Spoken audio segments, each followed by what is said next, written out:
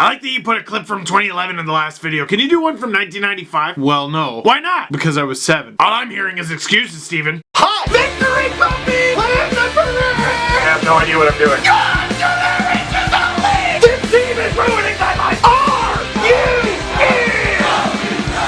Hey, does your wallet look like you got it in 1995? Maybe it's about time you made a switch to Ridge wallets. You'll be California dreaming as your new Ridge wallet sweeps you off your feet. Other wordplay, Ridge wallets, link in the description. Leafs win 2-1 in overtime over the Anaheim Ducks. Getting outshot by a Randy Carlyle coach team and then winning anyway? Mwah. Good one, Randy! But I mean, in the grand scheme of things, that win was okay. Just okay. Still bitter! Hey, you might have noticed no victory puppies today, unfortunately. They're both still very good boys and happy that the Leafs won, but they're both day-to-day with something in their stomach. Charlie barfed up rabbit poo, so that seemed to be the easy culprit. But then Iggy barfed too, so it might be something contagious. We took them to the vet. They seem to be better now, but I figure I'll just let them rest. All these back-to-backs, they gotta get a day off eventually, right? I like to think the buds won it for Iggy and Charlie. You know, I almost barfed due to stress. What a ridiculous night for Leafs goalies. I don't know if you saw this, but Leafs goalie prospect Ian Scott, he's been one of the best goalies in the WHL so far this season,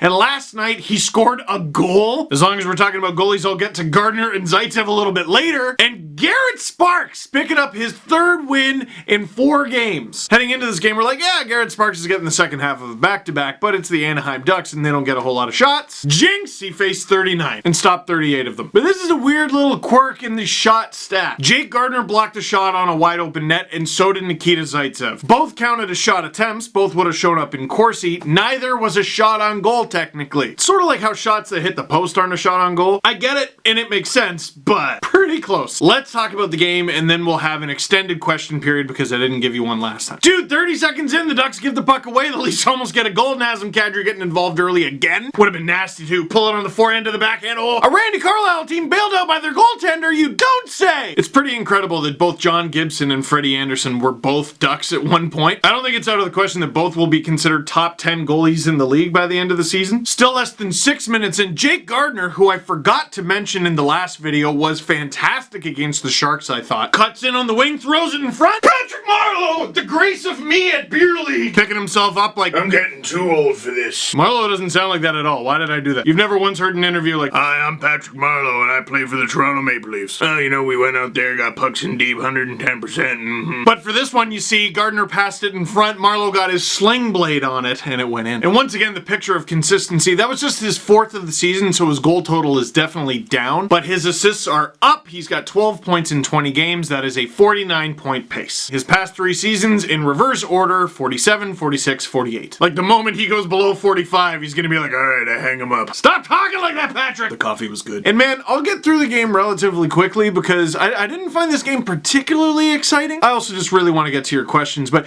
it was just a really sloppy game. The Leafs looked bagged. I knew it was their 2nd game in 2 nights, obviously. I also knew it was their 3rd game in 4 nights. I did not realize it was their 5th game in 8. The Leafs, by the way, going 4-1 in those 5 games. The one loss was that 5-1 loss to Boston, which feels like an eternity ago, I hope especially for Garrett Sparks. And Garrett Sparks turned in, for the most part, a very Garrett Sparks-like performance. Kind of floppy and at times chaotic, but desperate and competitive. What he lacks in sometimes composure, he makes up for in heart. And this is good, and this is also why I kind of want to see him get in more games. Because Sparks has kind of always played that way, but last year with the Marlies, he got in games, he played, and the more he won, the more confident he got, and the better he got, and the more they won. And guess what? Next week, they have another back-to-back. So if you're like me, and in October you were like, the Leafs haven't really had any back-to-backs, the schedule has come to collect its debt. It wasn't until about a minute and a half left in the 2nd period, the Ducks finally found a way to crack Garrett Sparks. Not a ton of guys in the Ducks impressed me, but Pontus Aberg, how was this guy on waivers, sorry? Aberg, they kept calling him Aberg on the American broadcast and it bothered me. Aberg, I'm gonna call him until I'm corrected, coming in on Sparks. Sparks challenges a little, but not enough. What? Turns out Pontus doesn't just have the name of a comic book movie villain, he also has the same shot. Oh no, guys, look! It's Thanos! And he brought Pontus Aberg with him! Will the gang succeed? Find out 4 movies from now. 3 games in 4 nights is taking its toll on me. Sparks allows that one. The Ducks scores. Aberg's 6th goal of the season. Not bad for a waiver wire pickup, and it's 1-1. Starting to show why Nashville picked him with a 2nd round pick. Now again, Sparks, I found for the most part very good. But in the 3rd period, like it sometimes happened with Sparks, he's over there somewhere now. Wide open net. Gardner turns around and immediately drops to the butterfly and then throws out a leg. Puck goes wide. Andre cannot Kasha in, and it's a miracle. Gardner with the defensive play of the game. It's a one-off. That's never happening again. That was crazy. I don't know if I've ever seen a defenseman make a save like that. I don't know if that's ever gonna happen again. Like within 2 minutes. Sparks is over there this time. Zaitsev. Oh, right below the butt. That one had a little bit of Zaitsev. But Nikita said no Kita. Jake keeps Gardner and Nikita with the Zait save. Man, I know it was just 2 block shots in 1 game, but I've loved this pairing, man. I feel like I would mention this pairing like once a video last season, and it was not always in a good way. You know, they'd get their points, Gardner in particular, but it was rare that the compliments came in the defensive zone. Gardner, I've noticed a lot less, which is not necessarily the greatest thing because offense is kind of his bread and butter. Zaitsev? Man, we were hanging like 2 goals a game on that guy last year, even at the beginning of the season. Look, I don't know what the numbers are. Maybe they're not as forgiving, but as far as just the eye test, I've liked them a lot more this season than last. Garrett Sparks and his band of merry men find a way to keep the puck out for at least the remainder of regulation, so we head to overtime. Halfway through overtime, Aberg burns Marner, crashes to the net. Sparks, oh, with the save by himself this time. And of course, he can't just corral it. He's gotta like, excuse me, Most important part is the puck stays out. About 30 seconds later, Ducks coming in on a 2-on-1. Ricard Raquel's got the puck. He's got 7 shots in the game. He's been the Ducks' best player, arguably. And John Tavares doesn't care. Yoink, give me that. Riley gets it up to Marner. Marner comes in slow. Riley turns on the Jets. Marner sends the cross zone pass underneath Hampus Lindholm's stick because he's a disrespectful young man. Morgan! Oh yeah, buddy. Captain Morgan with his 9th of the season. 2nd overtime winner. Movember, baby. Keep it going. And this team, this gosh darn team, is in 1st place! If that doesn't make you want to run through a wall, I don't know what will. Embrace the feeling drywall's cheap! Compared to Foundation. Foundation's expensive. I found that out the hard way. I see your hating ass on Twitter. Oh, I guess I should hand him the November Stanley Cup then. Let people enjoy things! Well, what about this thing? What about that thing? Oh, their defense, I don't know. They've played more games. Wow, all very good points. Hey, shut up for a sec. Look at this. Oh, wow. Oh, look at that. Oh, it's so interesting. These are the NHL standings, and the Leafs are in 1st. And that, my friends, is hard to do. Also hard to do, matching your career high in goal scoring in November!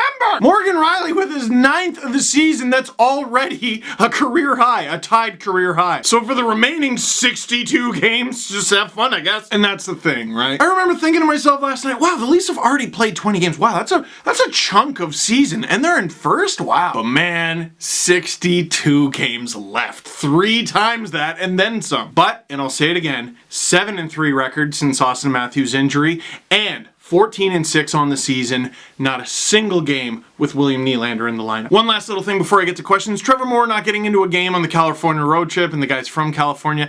That sucks. But then you go, well, who comes out of the lineup? Ennis to me is the logical name because, you know, he sort of came into the season with health issues, and maybe he should get some nights off. But he and that whole line are arguably playing their best hockey of the season right now. So you know what? You win 4 of your last 5 when you play 5 games in 8 nights. Tell you what, I have no notes. Ducks fans, if I were you, I'd be pulling my hair out because Randy Carlyle would be my coach again. No! But also because of injury after injury after injury. Didn't this just happen? I think this team needs a little bit of turkey dump action with the coach and just something to change because the injuries, I think that's bad luck. What should be encouraging is it looks like the floodgates are starting to open for those like mid-autumn trades. I know it looks bleak, but I think help is on the way. That's how I would have to look at it if I were you. Questions? How are you feeling about the Leafs winning the California road trip for the first time since 1995? Extremely happy. Because the fact that they haven't done it since 1995, like the Leafs have had good teams in that time frame, it shows you how incredibly difficult it is to win 3 straight games on the road, 3 games in 4 nights. Like Babcock said after the game, 9 times out of 10 you're gonna get like a back-to-back in there somewhere. This shows me no matter how good the Kings, Ducks, or Sharks are over the years, or how good the Leafs have been, it's a really hard thing to do. And yeah, the Kings and Ducks are kind of in the toilet right now, but the Sharks were in there too, and the Ducks were on the second half of a back back-to-back.